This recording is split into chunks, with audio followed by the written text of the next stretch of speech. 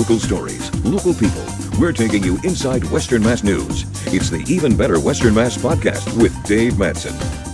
Welcome to this week's edition of the Even Better Western Mass podcast. Wherever you are, I do hope that you're doing well as we approach the end of meteorological winter. March 1st is meteorological spring, but we all know in New England and in Western Massachusetts, there's a lot of winter left. I do know that last year at this time, the first week in March, I was out at the Southampton Country Club playing golf in shorts and a short sleeve golf shirt. I don't think that's going to be the case this year unless we get one heck of a thaw over the next couple of weeks. We'll just have to wait and see. Well, my guest this week on the podcast is the new president and chief executive officer of Square One in Springfield, Dawn Forbes DiStefano. Dawn's appointment is the result of an extensive search to replace Joan Kagan, who retired after leading Square One for 17 years. Square One has been meeting the needs of family and children in Springfield since 1883. Today, Square One provides a range of family-friendly education and support services that are unique to each child and every family that they serve. That's a need made even greater, though, by the COVID-19 pandemic. Here's my conversation with Dawn Forbes DiStefano. Dawn, thanks for being a guest on the Even Better Western Mass podcast, and congratulations on your new position. Thank you very much, Dave. Appreciate it. As we start, let's look back on the woman you succeeded and the mark she left for you, Joan Kagan, at Square One. So, I mean, Joan Kagan has a place in Square One's history, certainly as a leader of 17 years. But more importantly, she leaves a legacy for our community. There isn't a politician, there isn't a family, there isn't a chamber member that if I say Joan Kagan, they don't know who she is. I mean, she's just beloved. She's very well known. She also survived quite a bit of chaos here at Square One. You know, she survived a tornado. She survived a gas explosion. She survived quite a bit. I truly hope, and I expressed to her that I would appreciate my tenure here at Square One to be post-crisis, and I will try to avoid those wraths of Mother Nature. I can leave that to Joan Kagan, but she has left quite a legacy and bequeathed to me a wonderful agency to lead.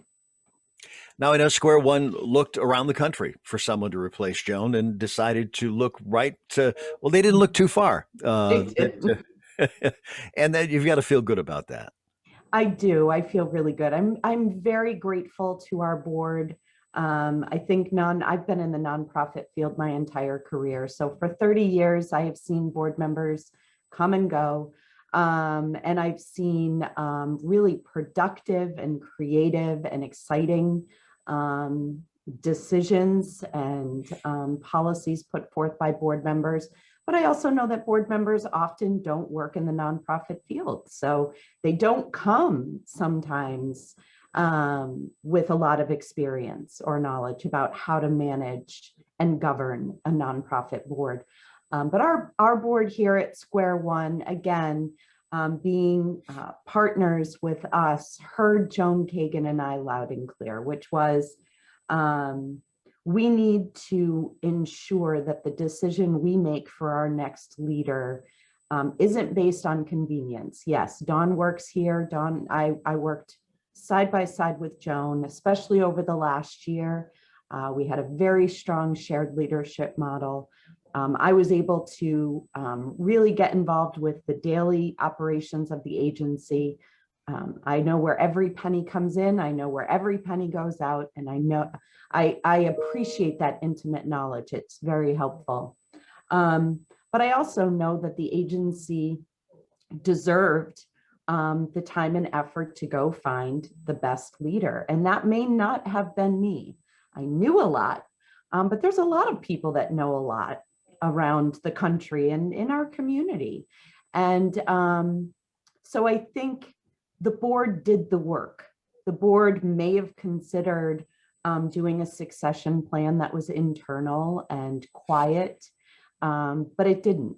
And I was part of that.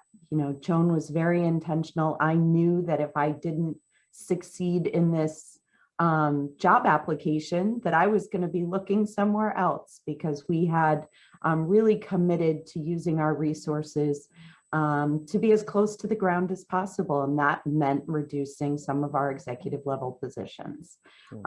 So if that's not dedication for you, I don't know what is. No, that is dedication. But I think the other part of this too is, Western Mass very, very well. Let's talk a little bit about your background. Sure. So, well, I grew up here, so I'm born and bred. I'm a West Springfield native. My family is from West Springfield. I graduated from West Side High, married my high school sweetheart. I did leave, I wouldn't want your viewers to think that I didn't expand myself at all, but I did attend Boston College after high school, came back, spent some time at UMass Amherst, and had fully intended to be an elementary school teacher. My undergraduate degree was in elementary education. It was the early 90s, and I couldn't find a job. I applied at lots of different local school systems, and it was the time where teachers were receiving pink slips over the summer. School budgets were really tight. And I had done my student teaching in Boston, so I didn't have any local contacts, and found myself looking for employment, and wound up at the YWCA as a receptionist and administrative assistant. I think my parents were a little confused after investing lots of money for me to be a teacher. Why was I, working at the YWCA? Didn't quite make sense. But they were glad I was working. I'm the oldest of 4 daughters, so it wasn't a good look for my 3 younger sisters to have a college graduate sunning herself on the deck every day. So it was good that I went to work, and just fell in love with doing nonprofit work with women and girls. The YWCA was smaller at the time. We were doing a lot of work with volunteers, answering hotlines and running a shelter. And I thought, this is just fabulous. I love this. Found a niche in grant writing and program development, and was able to grow there. And ended my career in 2015 at the YWCA as their senior director of development. Did fundraising and things like that. So when they went through their executive transition, it was time for me to go find my next chapter. And who better to talk to than Joan Kagan? She was a friend, she was an ally. I had worked with her for years. She had just hired Chris Allard, who is a superstar in her own right. And I figured it was safe to ask Joan, because it wouldn't look like I was looking for a job. She could really give me some advice. And she ended up identifying grant writing as something that she needed. And I really felt like I wanted to get back to my roots and focus on research and writing and program development. And she gave me that opportunity. So it was here that I landed, and here that my career grew again. But I've been dedicated to Western Mass my entire adult life. My husband and I still live in West Springfield. We raised 2 children there. They are both adults now, but Western Mass is near and dear to my heart. So you've known Square One, and let's talk about, for those watching or listening to us who aren't really familiar with Square One. Let's tell me more about that and your mission. Great, proudly. Square One's mission really is focused on young children. So we have been around since 1883.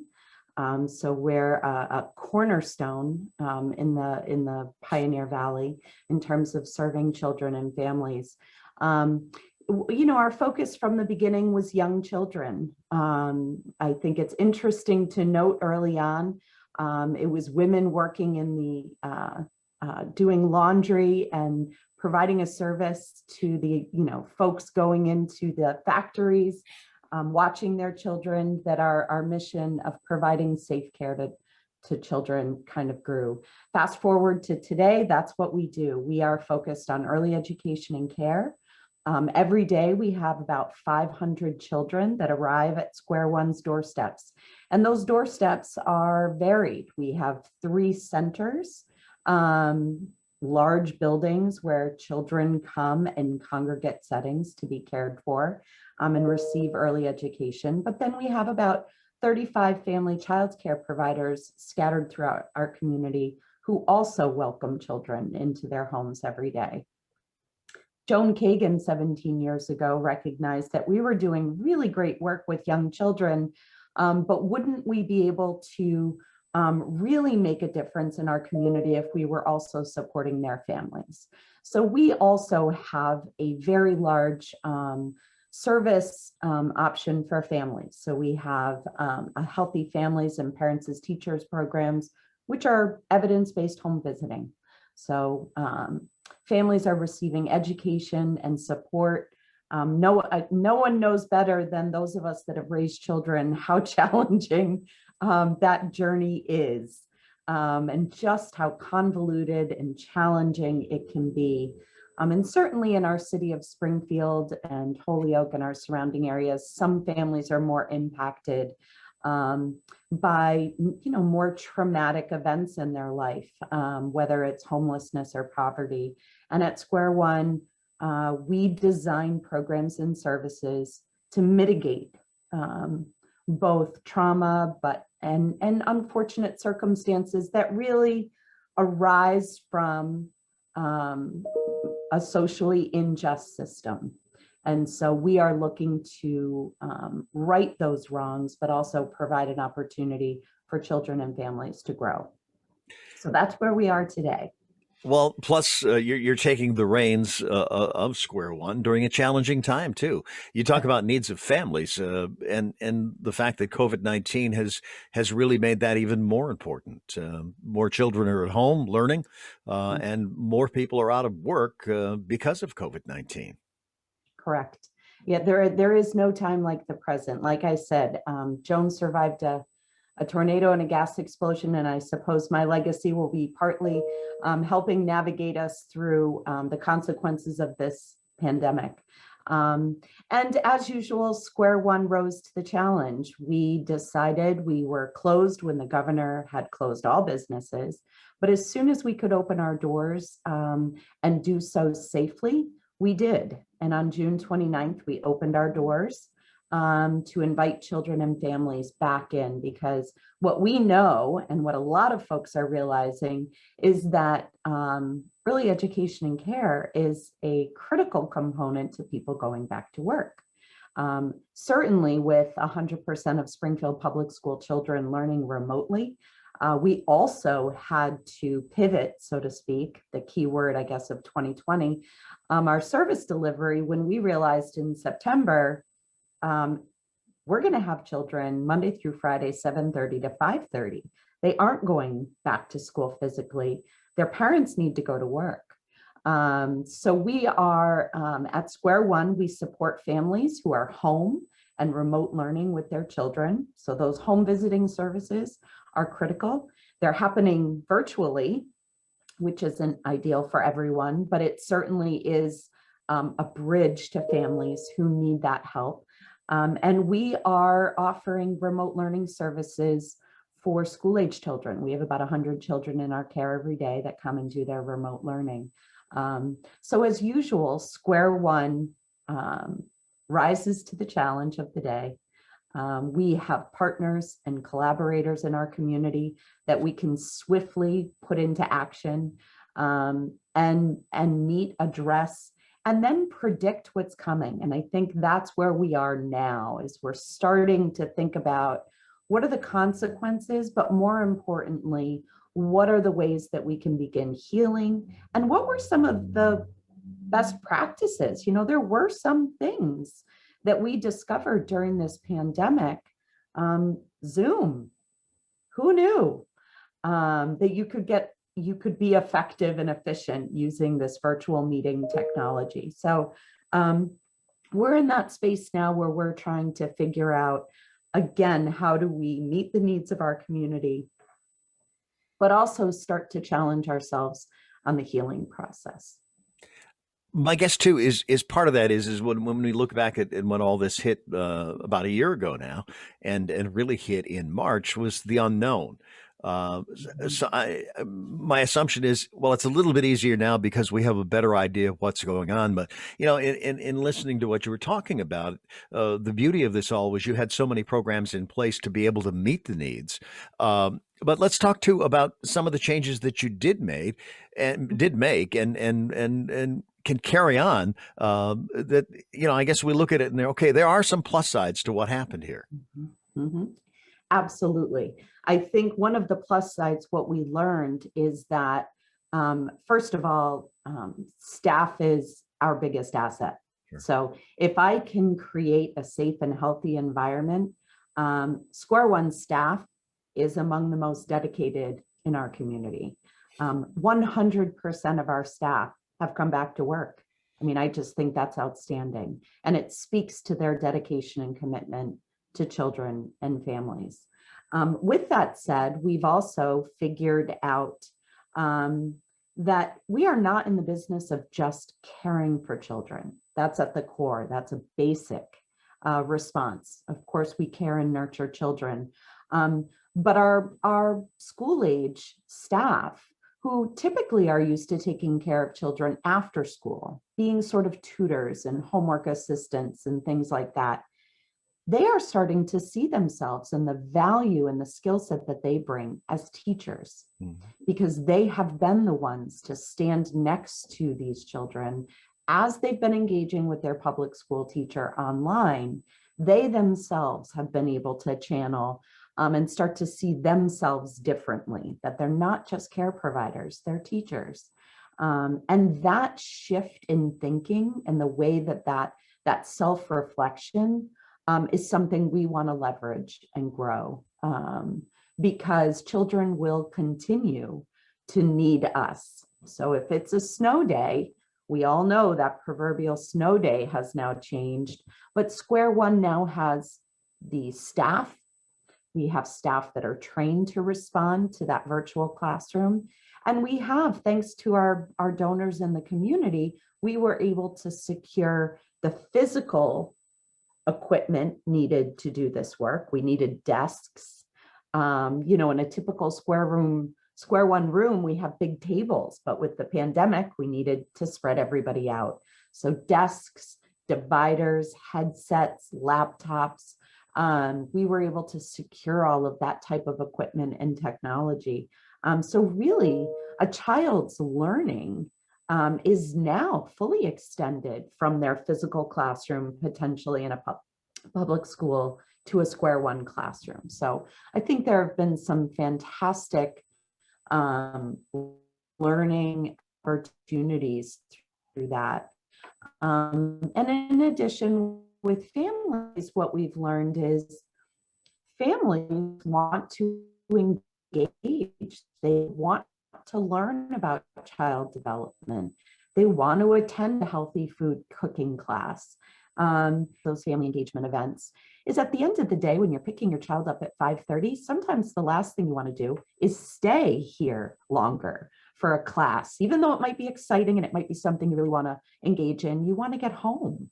And so now our virtual groups, we have waiting lists because people realized I can get to the warmth and comfort of my own home, but I can engage with my family support folks on my tablet, on my laptop. So I think what we see is a balance. We know that there's value in being in your home to provide those services. Having eyes on children and eyes on family is just critical to the work. But when you're doing some of those more fun and engaging events, we don't have to do them in person. So we've learned a lot. We have in so many ways. But the other thing I think about too with children, my son's in education, and we've been spending a lot of time with our granddaughter who's been remote learning. So it's been a different experience for everyone. But the fact that when COVID-19 goes away, this is not going to go away. I often am very concerned about the long-term impact of COVID-19 and the uncertainty on children. Mhm. Yes, I think that is one of the core tenets at Square One is the health and well-being of children, and we all know that social emotional health is as important as physical health. And so, about a year ago, we started a pilot program called the Cornerstone, and it was our attempt to try to figure out how to serve children who had experienced trauma and adverse childhood experiences in a different way, utilizing sort of the best practice of early childhood therapy, but doing it more in a group setting, having folks learning and supporting each other as peers, creating an environment where teachers and families could come and learn about healthy coping and overcoming some of the trauma. And we know that post-pandemic, or whatever the new normal is, which could include elements of this pandemic for time to come, we need to be able to address the impact that trauma has on children and families and staff. And so we are prepared to expand that work we're doing in the Cornerstone, because we know that if we can start to address if we can address past trauma and the current trauma that this pandemic has either exacerbated for folks or created an unfortunate circumstance of more trauma, we want to address that. And so Square One is really focused on that early childhood mental health aspect. But I'll tell you, Dave, I was up there on the day we opened, and I continue to go up there. I don't go in the building much because we don't want to introduce or expose new people to that environment. But I have never seen a happier group of individuals than when those 3 and 4-year-olds arrived with their matching masks and their hair all done and their matching sneakers. They were so excited to see each other. And so if their energy and resiliency is any indication of what humans are capable of doing, then we all have a bright spot in the future, because they are happy, happy critters. They love being together. So if they can do it, I figure we adults can all figure it out. Goodness, let's hope so, more than anything else. You know, the other thing too is I think about, and I've talked with many businesses and other nonprofits too about the fact that one of the things, you know, in bureaucracy, sometimes it takes months, even years to get stuff done.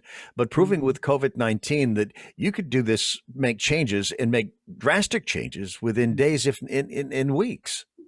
Absolutely, absolutely. I think, and what we experienced at Square One is we experienced a unique opportunity of flexibility. The government responded to the crisis by saying, look, usually in early education and care, there's a pile of paperwork this thick that you've got to fill out to find out if you're eligible. The Commonwealth of Massachusetts said, continue doing that work, but let's serve children as fast as possible. So forget about the waiting list. Just welcome children and families in. We'll get the paperwork when we need it. We will pay you, Square One, for children whose families might not be comfortable sending them back today. We know that you rely on that reimbursement, so we're going to continue paying you for children who aren't quite ready to come back. It was all of those stability options, you know, keeping our business, which, let me tell you, the early childhood business is not exactly the most profitable place to be. But what we found is we also had employer partners. You know, we had a couple of large employer partners who called us and said, listen, we need our staff to come in. As you can imagine, a partner like Bay State, our staff still need to come to work. They have children who need a place to go. How can we partner with you? So it was both a sort of a private industry partnership plus the government flexibility that created this magical opportunity for everyone to do what they do best. And what we do best at Square One is care for children and families. But in order to do so, we have to be able to pay our bills. So to have that flexibility in financial support, in reimbursement, as well as a community of both donors and employers that were willing to find creative ways to also support that business. As much as the pandemic has been traumatic and frightening and sad, we've had many friends who have lost family members. There also has been a bright spot in terms of what can collaboration between the nonprofit business, the private for-profit business, and government, what we can do when we really need it. I have great hope for the future. I like that. And it feels good to hear that. Mhm. But I can imagine too. I mean, you rely on businesses and the community Mhm. too. Many of them who took a huge hit under COVID-19. What's the impact been on you? The impact on us. So I think we have been very blessed. I think typically with Square One, again, we promised that in my tenure we'd never use the word tornado, and now I've said it 3 times in this interview. So Chris Allard, who's probably watching, is like, oh no, don't talk about the tornado. We had really found ourselves in quite an concerning situation financially. The Sure. tornado really devastated us. And so what we've been able to experience in this pandemic, as I alluded to, is we've really been able to stabilize our footing. And for us, that means breaking even. There is no profit, but we're finding we're finding a place where we can live within the means that we have. But that is because the government that reimburses us for the work we do for our communities, most vulnerable families, has been the most flexible that I've ever seen. Our financial structure is typically based on a per child, per day reimbursement. And with the transient nature of some of our families, you can imagine there's always an empty seat. With an empty seat comes no money, but we still have to maintain full staffing. We still have a rent check that needs to be cut. We still have utilities. So those static expenses don't go away.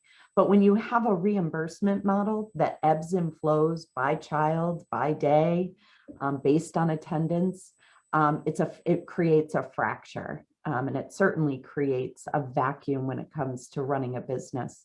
So what we have found is this pandemic has expedited the conversation and the decision making that both the private industry in the field and the government have said, listen, this reimbursement model, it didn't work before. It really doesn't work in a pandemic. What can we do to change this? And we're seeing real change happen now as we start to consider something more like a classroom reimbursement model, where you are funded to operate a classroom. And so it's decisions like that have really given us hope at Square One.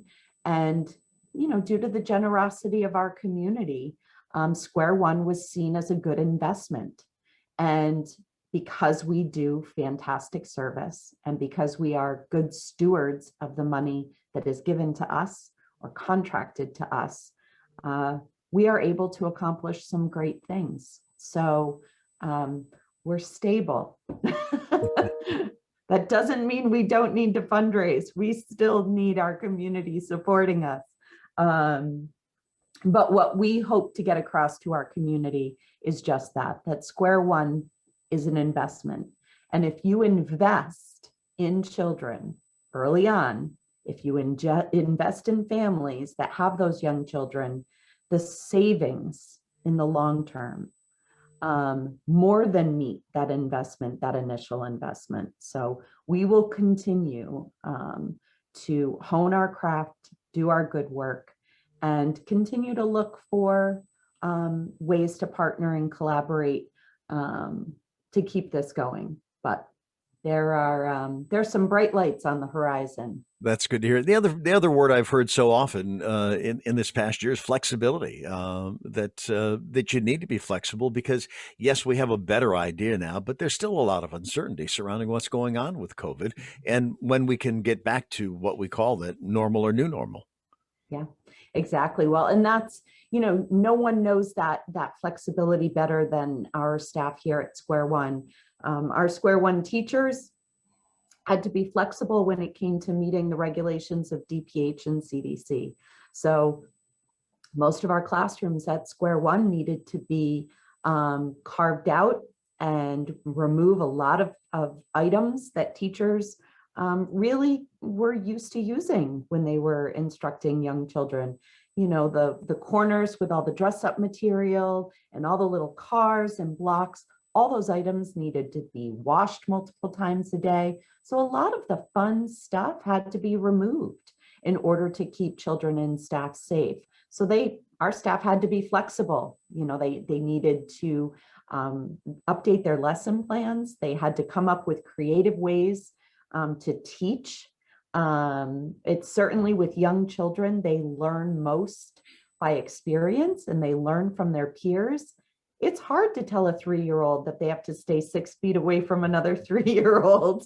They want to be together. It's a true reflection of human nature. They want to be together. And so we had to be flexible. And our home visitors had to be flexible. They're used to going into someone's home and being able to assess the environment and support a family with young children by being on the ground, on the floor, working with children. That's not the same when you're on a laptop or a tablet with a family directing. And so we needed to be flexible in how we did that work. But as usual, Square One is as resilient as the children we serve. And that is our mission. Our mission is to meet the needs of children. We keep them at the core of everything we do. But in order to meet the needs of children, we have to collaborate and partner and be good stewards with what is given to us.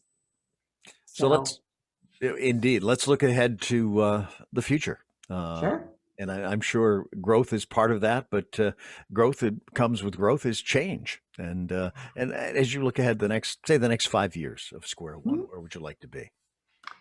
That is a great question. So I really, one of the cornerstone literally, is an area of growth for us. We have some fantastic preliminary data on the best practice in our cornerstone. And that again is individual and peer-led early childhood mental health therapy.